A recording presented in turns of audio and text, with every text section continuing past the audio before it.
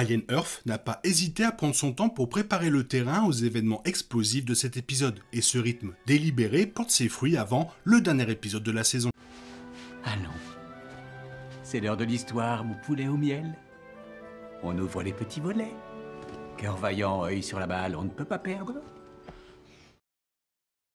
Dans l'épisode 7, la violence dégénère rapidement. Cet épisode est une question de contrôle des dégâts aux quatre coins de Neverland, tandis que les conséquences de la mort d'Isaac et le visage enlacé d'Arthur donnent lieu à une course effrénée jusqu'au bout de l'avant-dernier épisode de la saison. De l'autre côté, Boy Cavalier reste relativement calme, se préparant à laisser le monstre oculaire prendre le contrôle d'un humain au lieu de s'inquiéter du xénomorphe en liberté. Les enjeux sont plus importants que jamais. Les loyautés s'effritent et chaque personnage est contraint de jouer carte sur table, révélant ainsi sa véritable identité. L'épisode 6 comporte des moments effrayants, mais si cet épisode 7 offre de nombreuses sources d'angoisse, il est moins terrifiant que électrisant. Avec 2 xénomorphes sur l'île, une armée d'envahisseurs et un milliardaire dont la principale préoccupation est de communiquer avec la créature oculaire, il est facile d'imaginer que le chaos ne fait que commencer alors que nous nous approchons à grands pas du final de la saison. Si je suis convaincu que nous reverrons la série à l'avenir, je suis tout aussi certain que cet épisode nous mènera vers un final inoubliable. Avec 41 minutes, l'épisode 7 est le plus court à ce jour, et de loin, 10 minutes de moins que l'épisode 3, ce qui donne l'impression qu'il s'agit en fait de la moitié d'un épisode final un peu trop long et qu'ils l'ont donc coupé en deux. Mais ce rythme n'est pas sans raison. L'un des points forts de l'épisode de la semaine dernière réside dans la clarté avec laquelle il conclut les enjeux. Après 6 épisodes consacrés à la mise en place, les pièces sont sur l'échiquier et il est donc temps de faire mat. Et cela rend la fin de saison excitante. Le plan de Moreau pour faire sortir clandestinement un xénomorphe de l'île en manipulant Slightly est bien avancé et bouleverse complètement le pauvre enfant. Au début de l'épisode, découvrir qu'il a caché Arthur et le facehugger sous son lit, le seul endroit naturel pour un enfant de cacher quelque chose qui va lui attirer des ennuis, est déchirant. Le fait que Smee l'accompagne dans le voyage comme un meilleur ami rend l'histoire encore plus percutante. Et si la peur de Slightly lors de son voyage avec le corps d'Arthur est parfaitement interprétée, ce sont les détails, comme Smee tenant la main d'Arthur vers la fin, qui vous font oublier la véritable nature des garçons perdus. Mais bien sûr, le véritable plaisir de cet épisode réside dans le retour en forme du carburant cauchemardesque. Le xénomorphe enfermé dans le laboratoire de Prodigy, désormais à la fin de son adolescence, a atteint sa maturité. Il est de retour et est prêt à être mis en scène. Mais tout commence avec Wendy. L'incertitude qu'elle ressent à propos de Prodigy et du petit génie de Neverland est palpable à chaque fois qu'on l'interroge. Lorsque Joe lui évoque pour la première fois l'idée de quitter l'île, elle répond qu'elle aime bien l'endroit. Mais après avoir vu Isaac mort à cause de recherches scientifiques dangereuses, elle prend sa décision instantanément. Et ce n'est pas vers son frère ou ses frères et sœurs hybrides qu'elle se tourne pour trouver du soutien. C'est vers le xénomorphe. Qu'elle soit prête à lâcher la chose sur l'équipe du laboratoire, provoquant directement leur mort, est un tournant sombre et soudain, même pour une saga bâtie sur le sang acide et la cupidité de l'homme. Toutefois, le meilleur moment de l'épisode se situe après que le Xéno ait éliminé un groupe de forces spéciales Yutani, lorsqu'il partage un moment presque tendre à la manière du film Dragon avec Wendy. Elle tend la main et essuie un peu de sang sur la tête du xénomorphe. Le fait est que Wendy se met activement du sang sur la main. Alors que le bain de sang se déroulait sous ses yeux, Wendy réagit calmement, apparemment satisfaite de sa décision de laisser sortir l'alien. Se mettre du sang sur la main montre qu'elle ne le regrette pas du tout. Habituellement, ce cliché se présente comme une crise de colère shakespearienne du type hors de question, lorsqu'un accès de rage ou de passion mène à la violence, après quoi le coupable baisse les yeux, choqué par la métaphore écarlate de la culpabilité. Mais ici, Wendy dit « Non, c'est moi qui l'ai fait, j'en suis en partie responsable, et cela ne me gêne pas du tout ». Dans cet épisode, Wendy se rapproche donc du personnage le plus captivant de la série, apprenant à chaque instant que l'individu le plus puissant de l'île pourrait bien être elle. Le moment où elle voit sa tombe et tente de se débarrasser de la part d'elle-même qui est enfouie est l'une des scènes les plus émouvantes de la série jusqu'à présent, d'autant plus que Joe a clairement l'impression que l'hybride qui se tient devant lui n'est pas tout à fait sa sœur. Malheureusement, après les événements de cet épisode, il semble que Joe ait complètement raison et que les hybrides forment une espèce à part entière.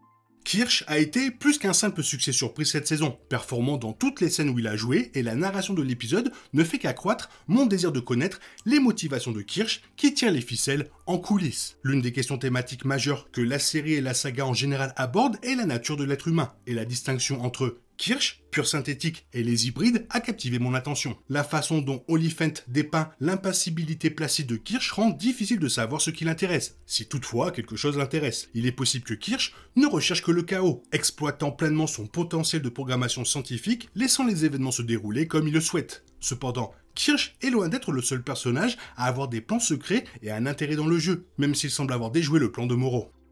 Après avoir vu Arthur mourir et avoir été confronté aux complications morales liées aux mensonges et aux secrets, Smee, Slightly et Curly deviennent tout aussi confus que les autres enfants. La prétendue indestructibilité des hybrides a été remise en question au cours des 2 derniers épisodes, avec la disparition d'Isaac et l'électrocution de Nibs par Joe laissant son sort incertain. La réaction de Wendy face à ces événements est révélatrice. Elle est profondément empathique envers ceux auxquels elle s'identifie et qu'elle considère comme sa famille. Mais elle franchit rapidement les limites de la cruauté et de la violence pure dès qu'une menace pèse sur elle. La façon dont elle verra son frère, maintenant qu'il a trahi avec Nibs, changera jamais leur relation. Toutefois, pour Joe et les autres humains, les hybrides sont dangereux, surtout Wendy, maintenant qu'elle exerce un contrôle total sur le xénomorphe. Si Nibs affichait déjà un comportement instable, c'est aussi l'intervention de Dame Sylvia qui l'a poussé au-delà de toute raison, l'éloignant encore davantage de l'humanité à laquelle elle s'était accrochée. Dans les derniers instants de l'épisode, lorsque Wendy perçoit son frère comme plus étranger que le xénomorphe, son évolution est achevée. Bien qu'ils aient été programmés en laboratoire, ce sont les actions des autres qui ont façonné les enfants plus que tout.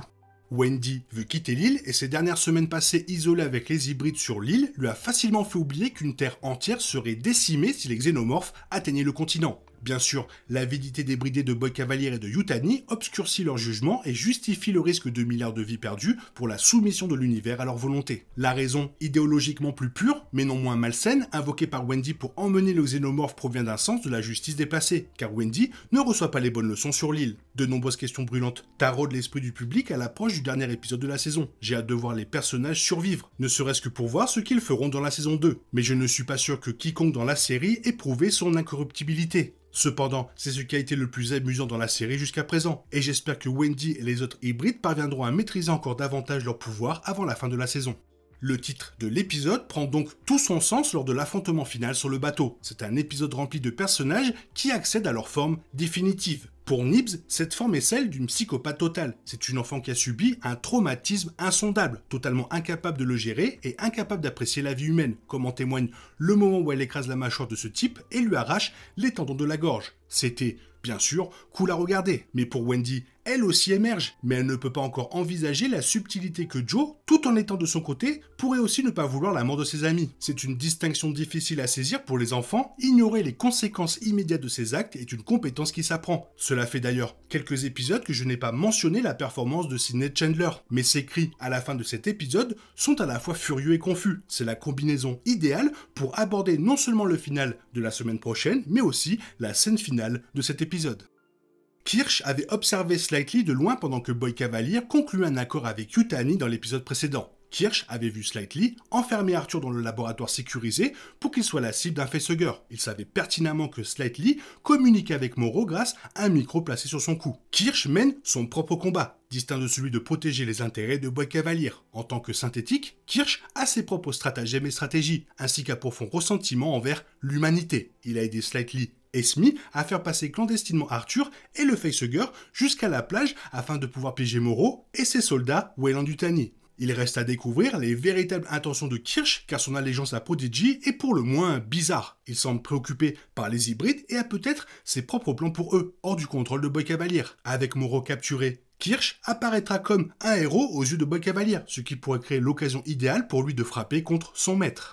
Dans les derniers instants de l'avant-dernier épisode de la saison 1, Wendy, enragée, hurle après Joe pour avoir tué Nibs. Plus tôt dans l'épisode, Wendy avait clairement fait comprendre à Joe qu'elle ne quitterait pas Neverland sans les autres hybrides, qu'elle considère comme ses frères et sœurs. Cela montre que, si la conscience de Marcy a été reproduite dans le corps de Wendy, celle-ci est bel et bien elle-même. Wendy ne trahira probablement pas Joe dans le final de la saison 1, mais la plus grande question sans réponse sera de déterminer à qui appartient sa véritable loyauté. L'alliance la plus solide de Wendy est sans conteste avec le xénomorphe, qui lui obéit comme une mère. De ce fait, Wendy détient tout le pouvoir sur l'île, ce qui aura des conséquences quasi inévitables pour Boy Cavalier, qui n'accepte de réponse de personne. Le final de la saison 1 inclura probablement l'expérience de Boy Cavalier consistant à insérer T. Ocellus dans un être humain ou synthétique. Boy Cavalier a confié à Dame Sylvia, au début de la série, qu'il souhaitait plus que tout au monde discuter avec quelqu'un de plus intelligent que lui. Il est presque certain que cela se produira dans le dernier épisode de la saison 1, et cela pourrait coûter la vie à Boy Cavalier. Moreau sera emprisonné à Neverland avec ses soldats Weyland-Yutani, laissant Kirsch ou Boy Cavalier décider de leur sort. Attendez-vous à un retournement de situation de la part de Kirsch qui révélera ses véritables motivations, qu'il s'agisse de trahir Prodigy, d'abandonner les hybrides ou même de s'allier à Moreau, peut-être en échange d'une compensation de Yutani. Quant à Wendy, elle pourrait ne plus vouloir quitter Neverland avec Joe si elle n'arrive pas à surmonter la mort de Nibs, si toutefois Nibs est bien morte, ce qui ne semble pas être le cas. Voyant la colère de Wendy, le xénomorphe ne manquera pas de faire encore plus de dégâts à quiconque se mettra à travers son chemin. La clé du dénouement de la saison 1 sera de découvrir ce que Wendy désire et qui l'en empêche. Cet épisode a tout changé, bouleversé pour la plupart des personnages de la série. Maintenant, vivement le final de la saison pour voir ce qui se passe. Toi, qu'est-ce que tu en penses? Qu'est-ce que tu aimerais voir? Fais-le moi savoir dans la zone commentaire. Sinon, comme d'habitude, bisous bisous, bye bye. Il est impossible de compter sur les autres de nos jours. On est obligé de tout faire soi-même. Je me trompe? Rien de grave. J'avais tout prévu. Où va le monde? Je vous le demande.